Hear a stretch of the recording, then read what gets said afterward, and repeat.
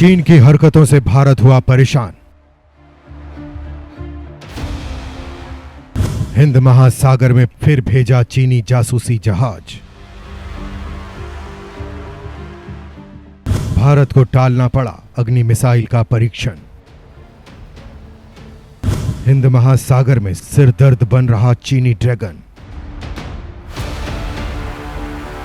दोस्तों, पूरी दुनिया में अपनी घटिया हरकतों के लिए मशहूर एक बार फिर भारत की टेंशन बढ़ा दी है। उसने हिंद महासागर में अपना फिर से जासूसी जहाज उतार दिया है, जिससे भारत में हलचल मच गई है। चीन ने ये हरकत तब की है जब भारत की तरफ से अग्नि मिसाइल का परीक्षण किया जाना था। ये परीक्षण पहले से ही तय था, लेकिन इसके बावजूद भी चीन अपनी फितरत के मुताबिक यहाँ टांग अड़ाने पहुंच गया है, जिसके चलते भारत को अपना परीक्षण टालना पड़ा और भारतीय नौसेना ने इस चीनी जासूसी जहाज पर नजर रखनी शुरू कर दी है। लेकिन दोस्तों, यहाँ ये सवाल खड़ा होता है कि आखिर चीन एक के बाद एक चीनी जासूसी जहाज हिंद महासागर में क्यों भेज रहा है? क्या वो भारत के मिसाइल परीक्षण को रोकना चाहता है या फिर वो किसी नए प्लान की तैयारी कर रहा है? अगस्त महीने में भी चीन ने अपना जासूसी जहाज भेजा था, जिसके बाद भारत ने कड़ी निंदा की थी। अब फिर चीन ऐसी हरकत कर रहा है। आखिर क्या है चीन का प्लान? इस सभी सवालों के जवाब जानने के लिए आप ये वीडियो अंत तक जरूर देखिएगा। दोस्तों, चीन भारत पर नजर रखने के लिए हर हथकंडा अपना रहा है। भारत की जासूसी करने के लिए ही चीन पिछले माह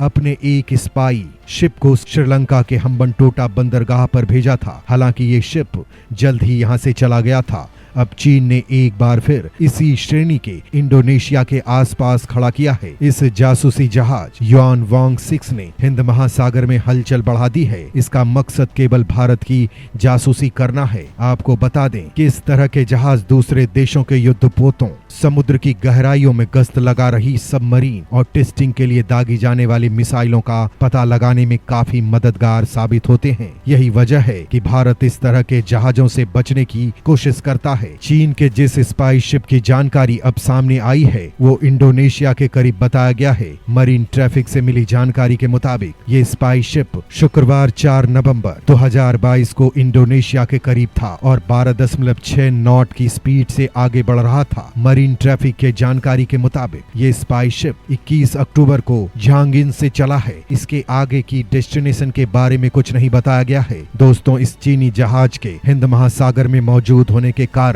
भारत ने बंगाल की खाड़ी में अपनी अग्नि मिसाइल के परीक्षण को टाल दिया है। भारत का मानना है कि चीन की सेना ने अपने मिसाइल और सैटेलाइट की ट्रैकिंग करने वाले इस जहाज को इंडोनेशिया के पास से हिंद महासागर में भेजा है। इससे पहले भारत ने एक बार नोटम या नोटिस जारी करके बंगाल की खाड़ी में 10 और 11 नवंबर के लिए नो फ्लाई जोन घोषित किया था, क्योंकि वो ओडिशा के अब्दुल कलाम द्वीप से अग्नि मिसाइल का यूजर ट्रायल करने वाला था। लेकिन उसके बाद भी चीन अपनी फितरत के मुताबिक चीन का जासूसी जहाज इंडोनेशिया के बाली तट पर आधमका। Open source intelligence expert Damien Simon ने इसकी टाइमिंग पर सवाल उठाया है। इंटेलिजेंस एक्सपर्ट डेमियन साइमन का कहना है कि इस जासूसी शिप की तैनाती चीन के सैटेलाइट लॉन्चिंग डेट से भी मैच करती है। ये सैटेलाइट 15 से 20 नवंबर के बीच बंगाल की खाड़ी के ऊपर उड़ान भरेगा। इससे पहले चीन ने 2022 में जब लॉन्ग मार्च 5B रॉकेट लॉन्च किया था, तब युआन वांग 5 शिप निगरानी मिशन पर निकला था। हाल ही में ये चीन के त्यांगोंग अंतरिक्ष स्टेशन के पहले लैब मॉड्यूल की लॉन्चिंग की समुद्री निगरानी में भी शामिल था। सूत्रों के मुताबिक भारत जब भी इस तरह की मिसाइलों का परीक्षण करता है, उसके बारे में जासूसी करने के लिए चीन अपने जासूसी जहाजों को लगातार हिंद महासागर में भेजता रहता है। इसके जरिए चीन भारतीय मिसाइलों की सटीकता और रेंज के बारे में जानकारी हासिल करने की कोशिश करता है।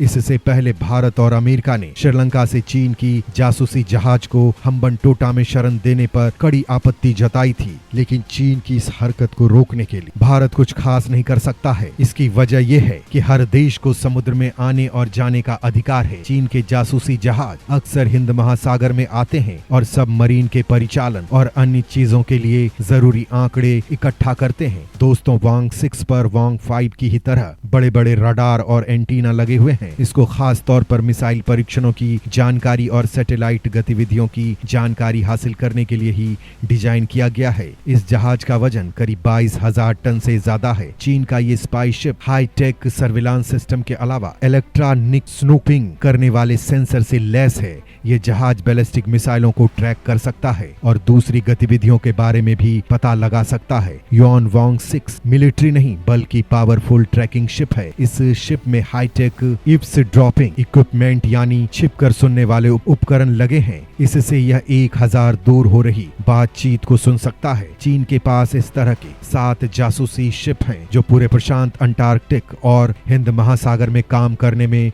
सक्षम है। ये शिप जासूसी कर बीजिंग के लैंड बेस्ड ट्रैकिंग स्टेशन को पूरी जानकारी भेजते हैं। अमेरिकी रक्षा विभाग की रिपोर्ट के मुताबिक इस शिप को चीन की पीपुल्स लिबरेशन आर्मी यानी पीएलए की स्ट्रेटेजिक सपोर्ट फोर्स यानी एसएसएफ ऑपरेट करती है। एसएसएफ थिएटर कमांड लेवल का ऑर्गेनाइजेशन है। यह पीएलए को space, cyber, electronic, information, communication और साइकोलॉजिकल वॉरफेयर मिशन में मदद करती है। चीन के अलावा भारत समेत 4 देशों फ्रांस, रूस और अमेरिका के पास ऐसे ट्रैकिंग जहाज हैं। ट्रैकिंग शिप बनाने का कॉन्सेप्ट सबसे पहले अमेरिका ने शुरू किया था। अमेरिका ने अपने मिसाइल प्रोग्राम को सपोर्ट करने के लिए दूसरे विश्व युद्ध के बाद बचे हुए जहाजों को ट्रैकिंग शिप का रूप दे दिया था। अमेरिका ने उसके बाद से ही 25 से ज्यादा ट्रैकिंग शिप बनाए। भारत ने 10 सितंबर 2021 को अपना पहला missile tracking ship Dhruv launch किया था। Dhruv active electronic scanning AR radar से लैस है।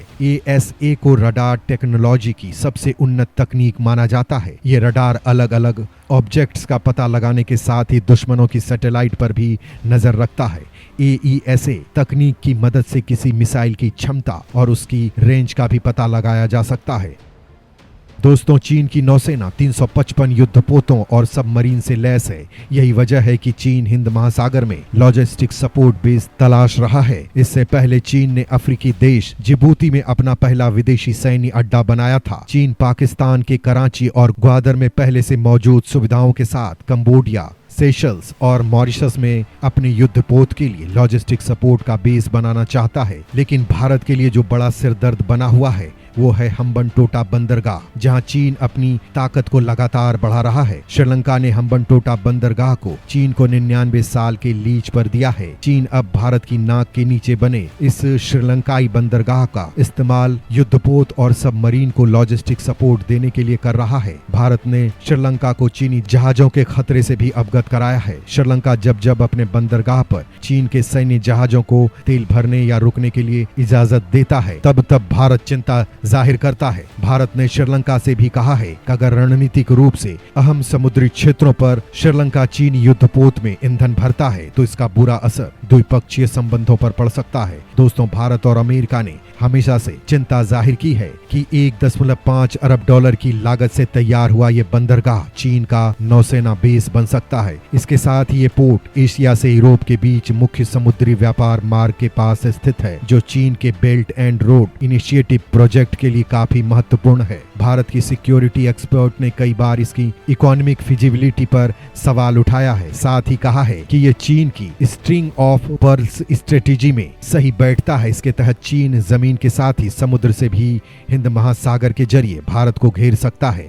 भारत चीन की इस तरह की हरकतों को लेकर कह चुका है कि अपने विशेष आर्थिक क्षेत्र में चीन के जासूसी जहाज को घुसने की अनुमति नहीं देगा। दोस्तों यहाँ भारत के लिए ये भी खतरे की बात है कि चीन समुद्री तेल की मैपिंग करके मलक्का जल संधि के लिए वैकल्पिक मार्ग तलाश रहा है। अभी चीन के जहाज केवल मलक्का, सुंडा, लोम्बोक, ओम्बाई या वेटार जल संधि के जरिए हिंद महासागर क्षेत्र में प्रवेश करते हैं। इन इलाकों पर आंशिक या पूरी तरह से इंडोनेशिया का नियंत्रण है। बीजिंग न केवल भारत से दूर अफ्रीका के पूर्वी तट पर जिबूती में चीनी बेस तक पहुंचने के लिए हिंद महासागर में समुद्री मार्ग की खोज कर रहा है, बल्कि आर्कटिक सर्कल के जरिए हैम्बर्ग जैसे यूरोपीय बंदरगाहों तक पहुंचने की भी कोशिश कर रहा है।